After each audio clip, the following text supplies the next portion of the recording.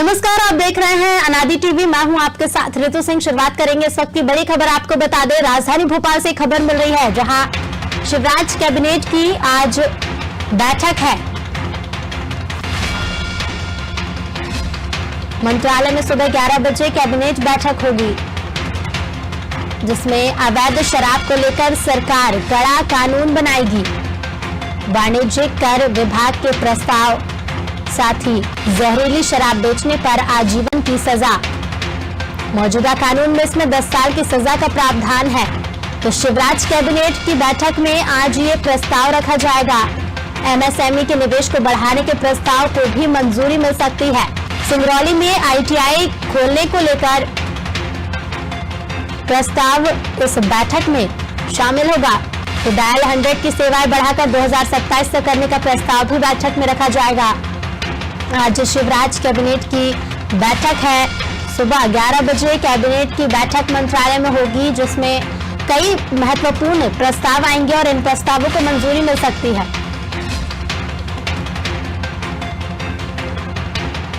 अवैध शराब को लेकर सरकार कड़ा कानून बनाएगी। वाणिज्यिक कर विभाग के प्रस्ताव, साथ ही जहरीली शराब बेचने पर आजीवन की सजा का भी प्रस्ताव इस बैठक में शामिल होगा।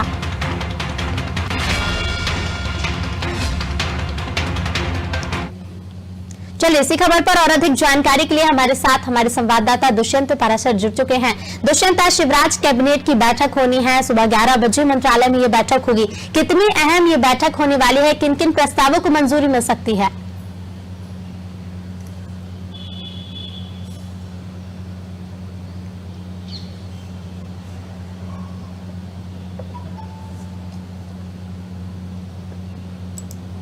आप बिल्कुल देखिए ऋतु, कैबिनेट की बैठक तो अहम होती ही है और जिस तरीके से अगर पूरी बैठक की बात की जाए तो बैठक पे कई ऐसे प्रस्ताव रखे जाने हैं जिनको लेकर पूरी तैयारी कर ली गई है। और जिस तरीके से प्रदेश के हितकारी ये मुद्दे होंगे और जिस तरीके से प्रदेश सरकार की जन कल्याणकारी योजनाओं को आगे बढ़ाने का और क्रियान्वयन करने का एक माध्यम भी कैबिनेट की बैठक होती है। और यही कारण है कि कैबिनेट की बैठक में तमाम सारे मंत्री तो पहुंचते ही हैं, उनके विभाग से जुड़े हुए अधिकारी और कर्मचारी भी पहुंचते हैं, क्योंकि ये देखने में आता है कि ज्यादातर जो मुद्दे ऐसे होते हैं जो कहीं न कहीं आप जनता से सीधे जुड़े होते हैं। और इसी बात को ध्यान में रखते हुए इस कैबिनेट की बैठक में इन सारे मुद्दों को आज रखा जाएगा।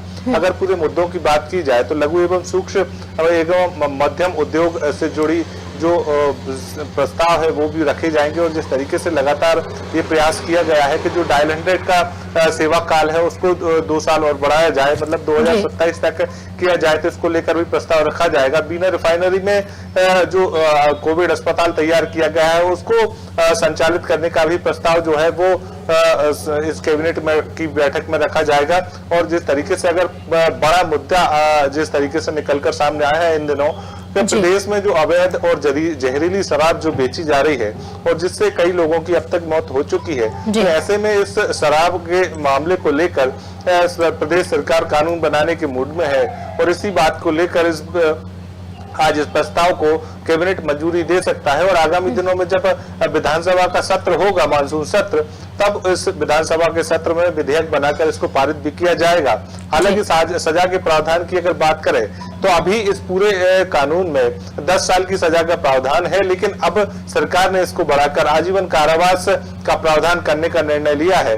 और जिस तरीके से लगातार ये देखने में आया कि मध्य प्रदेश में जिस तरीके से लगातार कोविड काल में काम किए गए, उन कामों की उपलब्धियां भी गिनाने का प्रयास जो है वो पूरी तरीके से किया जाएगा। और जिस तरीके से लगातार सरकार ने जो काम किए उन कामों में किस तरीके से धनराशि का व्यय हुआ है, उन सभी बातों का लेखा जोखा भी इस कैबिनेट की बैठक में रखा जाएगा। तो प्रदेश के जो लगातार जनहितकारी जो मुद्दे हैं, जन कल्याणकारी योजनाएं हैं, उन योजनाओं को कहीं न कहीं आगे बढ़ाने का काम कैबिनेट की बैठक से होता है। और कैबिनेट की बैठक सुबह 11 बजे मंत्रालय में आयोजित होगी। मुख्यमंत्री शिवराज सिंह चौहान की अध्यक्षता में बैठक होगी और जिस तरीके से तमाम सारे प्रस्ताव रखे जाएंगे और कैबिनेट की अनुमोदन के बाद इसको मंजूरी भी मिल जाएगी। जी बिल्कुल दुष्यंत, कई अहम प्रस्ताव हैं, चाहे जहरीली शराब को लेकर बहुत ही बड़ा प्रस्ताव है जो अगर मंजूरी मिल जाती है तो कहीं ना कहीं लगाम भी देखने को मिल सकती है। लेकिन ये परिस्थितियां निर्मित ही ना हो, क्योंकि पहले जो ये मामला हुआ मंदसौर से तो वो आबकारी मंत्री के विधानसभा क्षेत्र का ही मामला था। ऐसी परिस्थितियां ही ना हो ताकि लोगों की जहरीली शराब से मौत ही ना हो, उसको लेकर निरीक्षण को लेकर क्या कुछ कार्रवाइयां की जा रही है और क्या कुछ स्थिति देखी जा रही है?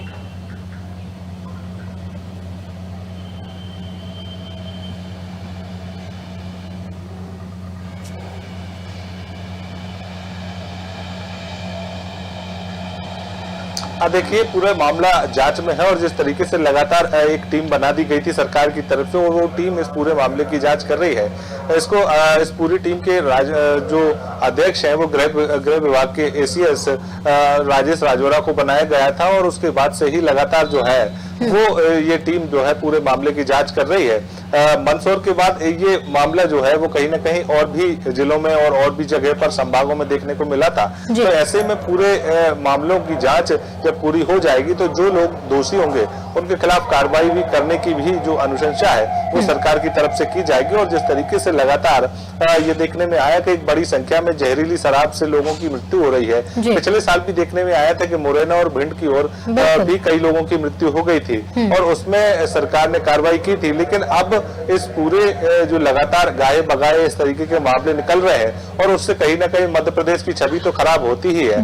साथ ही साथ सरकार अगर पूरे मामले पर ध्यान दे तो कहीं ना कहीं सरकार को भी इस बात का नुकसान उठाना पड़ता है कि मध्य प्रदेश में इस तरीके के मामले सामने आ रहे हैं। ऐसे में अब सरकार की तरफ से ये प्रयास होगा कि इस पूरे मामले को लेकर कानून बनाया जाए और विधेयक पारित करके विधानसभा में इसको कानून का रूप दिया जाए। और जब कानून का रूप दे दिया जाएगा तो कहीं ना कहीं इससे लाभ जो है वो प्रदेश की जनता को होगा और जहरीली शराब से लोगों की दूरी हो सकेगी। साथ ही साथ उन लोगों पर भी कार्रवाई हो सकेगी जो लोग जहरीली शराब और अवैध शराब जो है वो बेच रहे हैं। जी बिल्कुल दुष्यंत, बने रहेगा आपके पास, फिर लौटेंगे तो शिवराज कैबिनेट के 11 बजे मंत्रालय में एक अहम बैठक होने जा रही। कई महत्वपूर्ण प्रस्ताव होंगे क्योंकि जहरीली शराब कांड भी हमने देखा मंदसौर में अभी मामला निकलकर सामने आया जिसमें दिन प्रतिदिन एक मरीज की मौत होती ही जा रही है। अब इस मामले पर भी क्या कुछ फैसला लिया जाएगा ये तो कैबिनेट बैठक के बाद ही देखने को